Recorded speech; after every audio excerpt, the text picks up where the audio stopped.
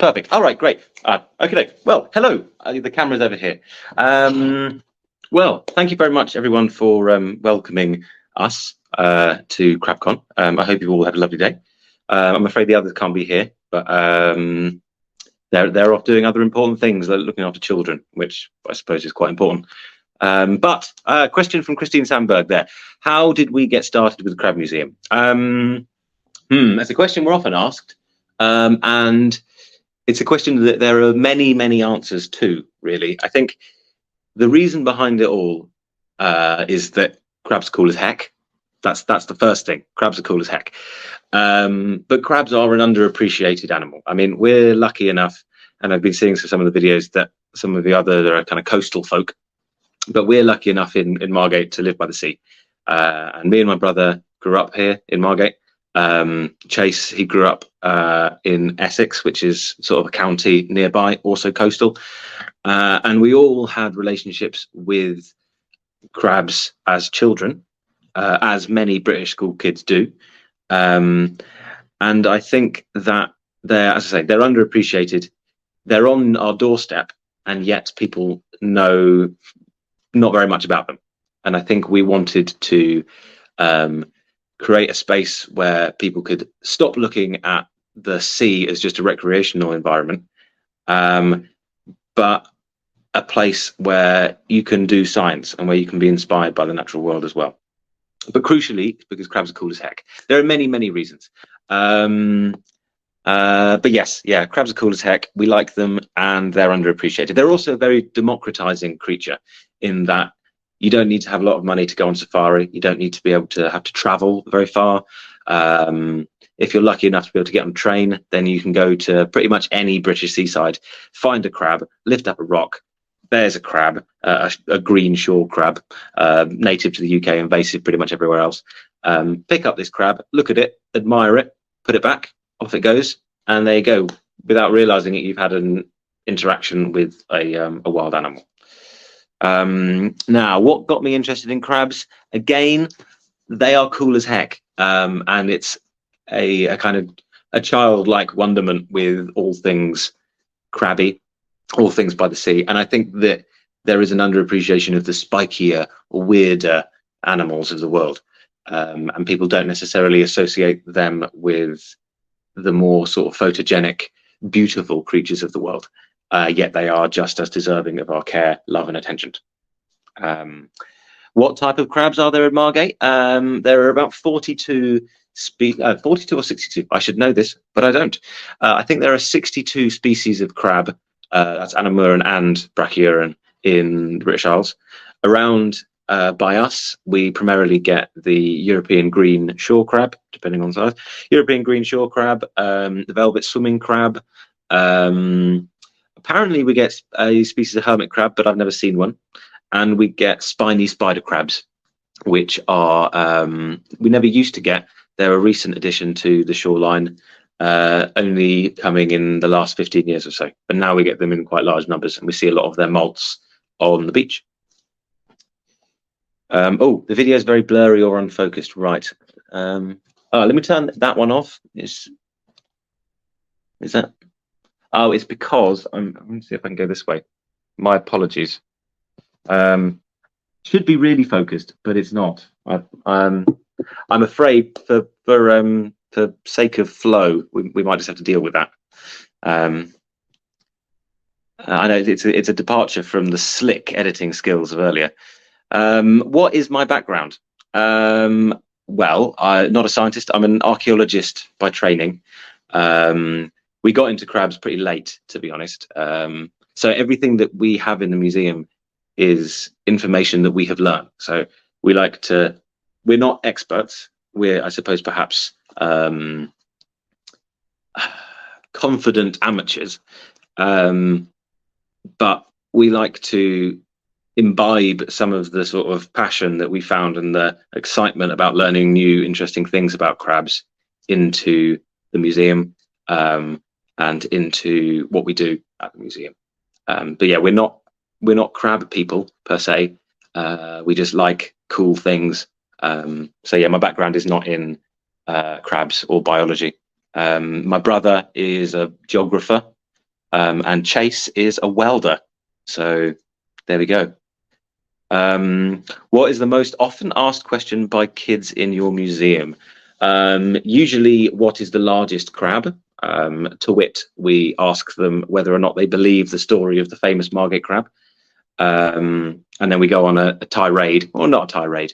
We go on an exploratory journey through fake news and disinformation, and the importance of being critical of authority figures. That just because you've seen an exhibit in a museum doesn't necessarily mean you should forgive all its incredulities. There are the truth is malleable, and the truth depends on who is telling it to you.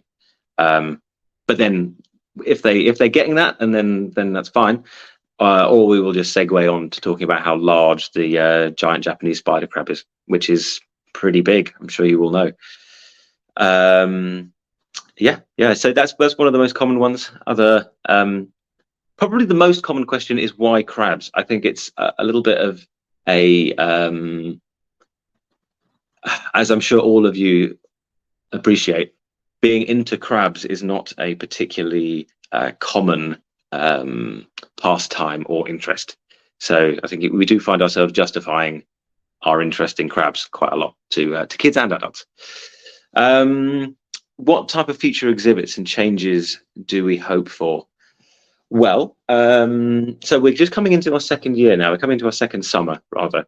So on the 21st of July, we'll be open for the full summer holidays, which is going to be quite an intense experience because Margate is like a tourist town. It's quite busy. It's very busy. So we're going to be full on with that. But we're trying to open up our garden. We've got a roof terrace, and we're creating a kind of very low maintenance garden of sort of local grasses, kind of to talk about the various animals that will live in the coastal environment, but without having to have lots of water everywhere. So yeah, we're going to have a nice new garden soon. A new diorama, perhaps at some point. We're considering a crowdfunder to that end. Yeah, we got. So actually, that's the point. We've got a large Cretaceous fossil of a shrimp, which has got ammonite next to it, and that's going to be on loan to us from another local museum. Yeah, a local museum in Canterbury, home of Canterbury Cathedral. Yeah, they've got a wonderful fossil selection, and they're loaning us some for the summer. What are people most interested in your museum? I think pretty much the whole thing. People are bewildered and bemused by the very concept that someone would open a crab museum. I think they're interested in the stuff that they see on the beach, because a lot of people that come to visit us are tourists to Margate. So they've brought their children down to the coast. They come in on, say, Saturday, and they say, "Oh, we've just arrived. What should we do?" So, we'll go along and walk along the beach, have a look at some rock pools, look out for these things. And I think people are very taken by the idea that there is more to a seaside resort than coffee shops and sort of artisan pizzerias, and that there are educational spaces. I mean, Margate is also very famous for its art scene. We've got a leading national contemporary art gallery in the town, and that is a major draw for people to come to Margate. But then I think people are very happily then confronted with the fact that there is science to be done, there is learning to be done, as well as just enjoying a nice holiday. I'd say that they're interested in pretty much all of it, I would say. Advice for somebody who wants to open a museum in their hometown. Perhaps don't. It's very difficult. It's very, very difficult. We were lucky / cursed in that we did the project over lockdown. So we had a solid 2 years of nothing else but a crab museum. So we built the entire space ourselves. As I mentioned earlier, Chase is a welder builder. And so me and him basically built the whole place ourselves. We built we double layered the ceiling, we knocked down walls, built it all. So you have to do everything as cheaply as possible. I think if you are set on opening a museum, You need to open the museum that you would want to go to. Don't be obsessed with what a museum looks like that you have been to in the past, because it's a museums exist in the world. You can see some wonderful museums around the world, but the museum that you want to make doesn't exist yet. So don't necessarily put yourself into it, and that is a key part of the museum. Is from our perspective, we need to be honest to ourselves. We need to be what's the word? Not legitimate. We need to have some degree of curses. I've forgotten the word entirely. Be true to yourself in essence. If you're going to open a museum, also be prepared to have no free time and very little money, and make sure that you've ramped up a lot of favors throughout your life. In many ways, opening the museum was a bit of a karmic exercise in whether or not we had been nice people in our lives up to that point, because we were able to, in fact, we had to call on all of our friends from all of the various backgrounds that they're in to say. So, for example, a lot of my friends in the town are tradespeople. So our all our electricians did it on mates rates. All of our plumbers, they did it all on mates rates. We did a couple of crowdfunding bids at the very beginning, got our mates to chip in and help us out, come in, do painting. You need a lot of friends. They say if it takes a village to raise a child, it takes a town to make a museum. So yeah, it's a long and grueling exercise, but that is, of course, if you want to, or a colony, indeed, Mary. That is, of course, if you want to make a large space. Like our museum is about 120 square foot. I don't really know what that means in terms of footage, but it's quite a lot, I guess. But you could open a museum in a cupboard if you wanted to. Like, there is no definition of what a museum can and should be.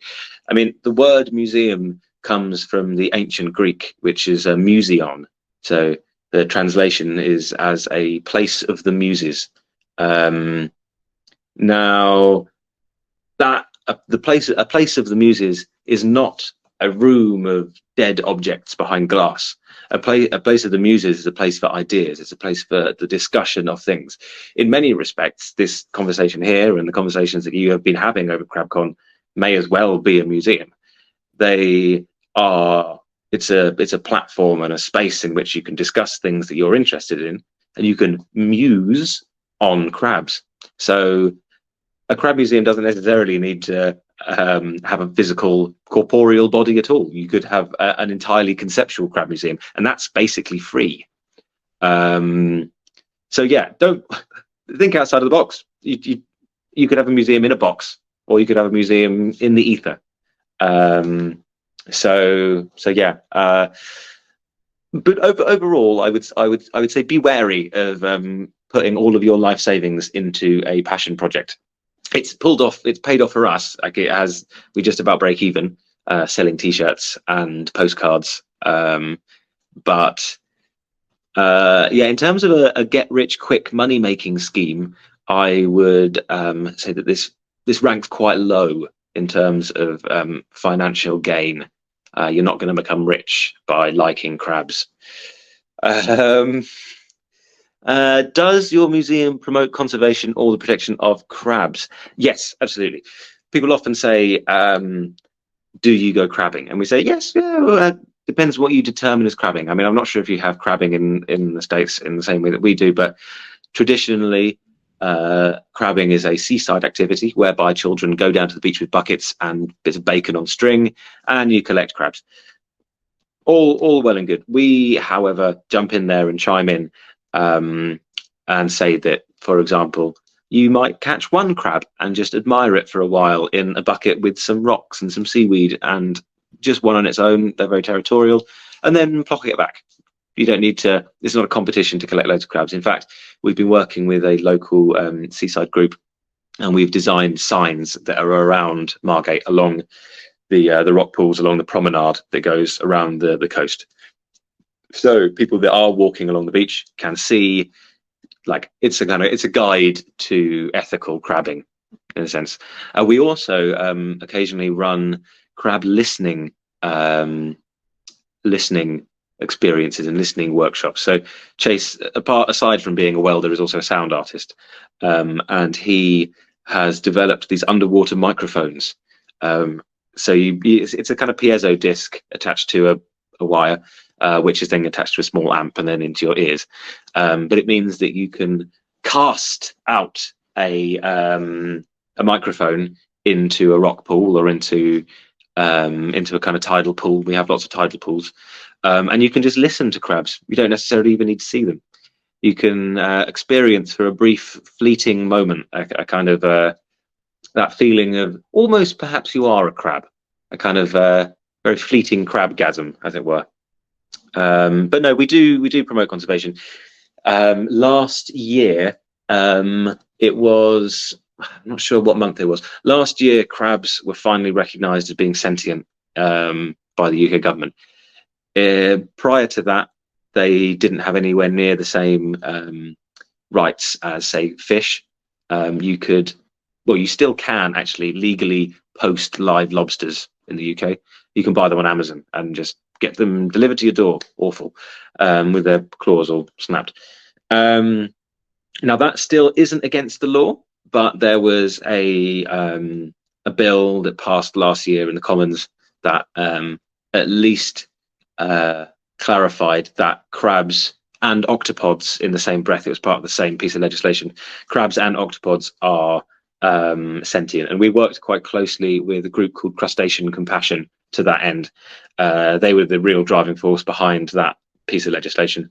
And they collated a lot of studies, behavioral analysis studies on hermit crabs, actually, talking about shell selection and the avoidance of pain, which is a key marker of sentience. So we work with conservation in that respect, and we give people sound advice how as to not be horrible on the beach and pick up your litter, etc., etc. But there is quite a vocal community in Margate that is about the conservation of the local environment. There are pretty active sort of litter picking groups, and there's a big debate currently at the moment about local water companies who are dumping raw sewage straight into the ocean, which is a byproduct of Britain haphazardly crashing out of the European Union, because it meant that water companies were now no longer required to hold sewage when it's particularly rainy. They just the system gets overloaded because there's not enough funding, and out it flushes.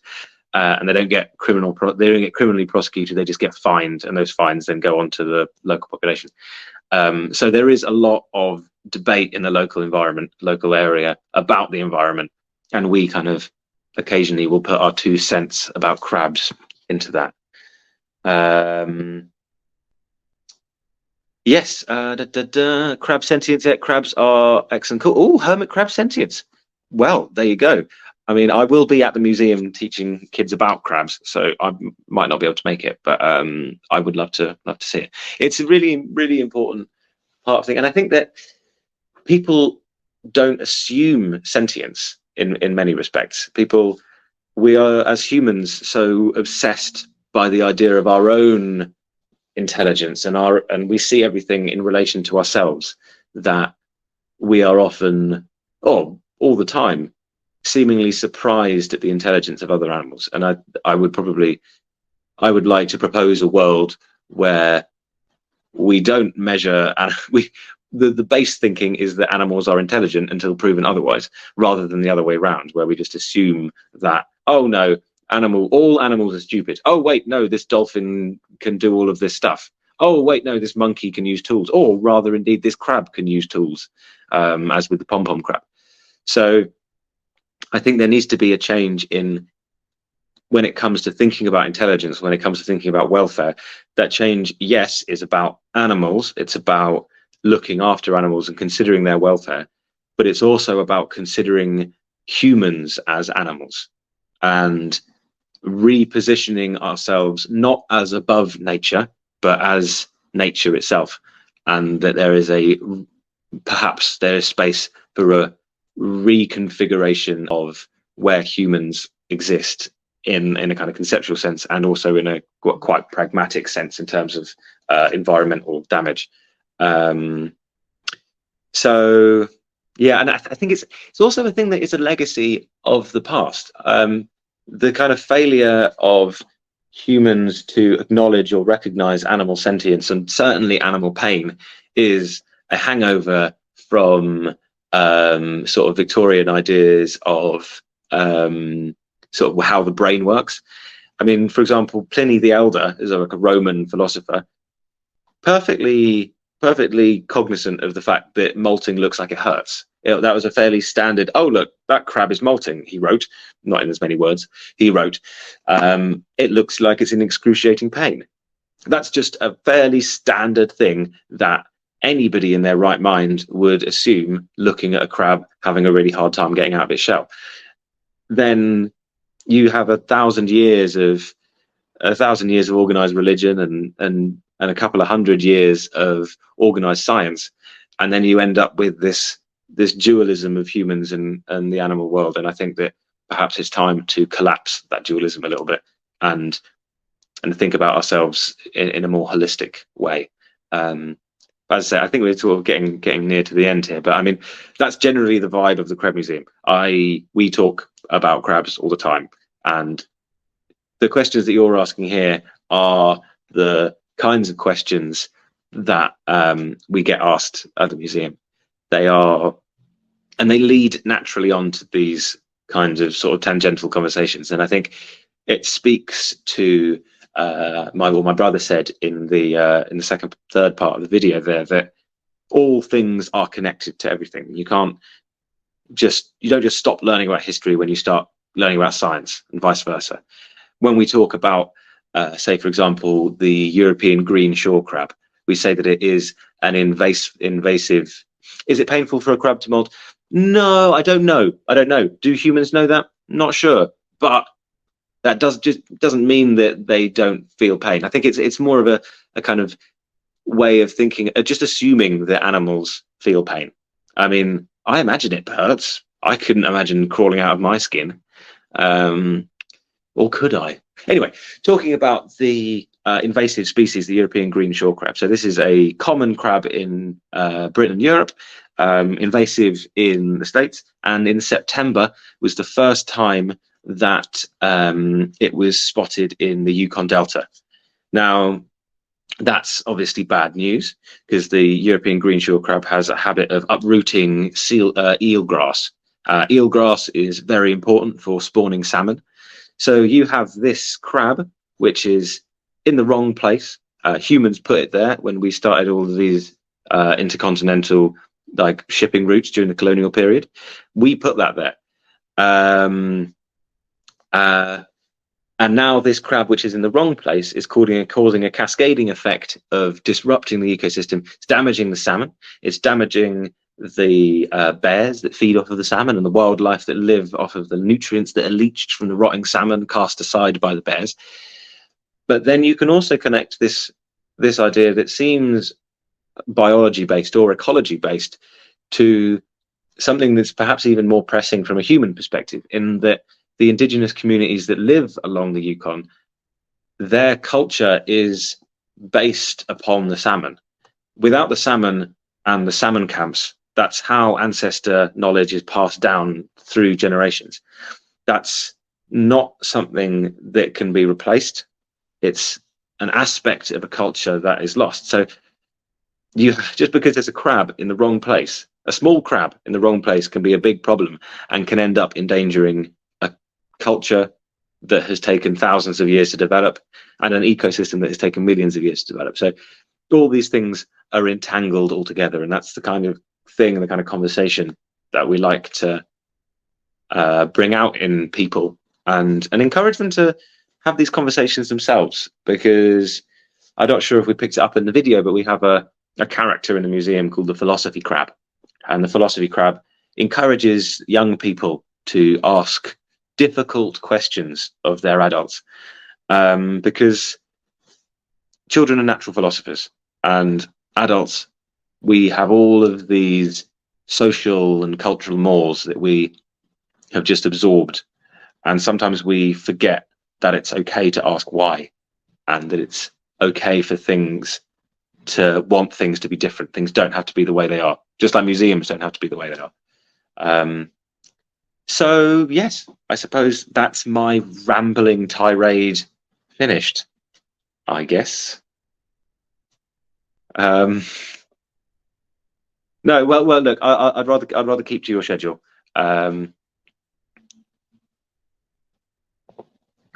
But yeah, and I also hope that you can all come and visit the museum one day. But follow us on Instagram or Facebook if you do Facebook. Yeah, we're actually an award-winning museum. In fact, we won an award for our social media. There you go. So yeah, give us a follow. We just made a really amusing video with horseshoe crabs singing Olivia Rodriguez's new song "Vampire," all about sucking blood. But yeah, check it out. It's funny. Anyway. All right. Well, thank you all ever so much. I hope you all have a wonderful, wonderful time. And if you've got any seriously burning questions, or indeed questions just about the tangential nature of our museum, do send us an email, which I will type into here presently. But yeah, thanks very much for having us. info@crabmuseum.org. There you go. Feel free to send us an email. We would be happy to oblige. And have an absolutely super rest of your CrabCon. Bye for now.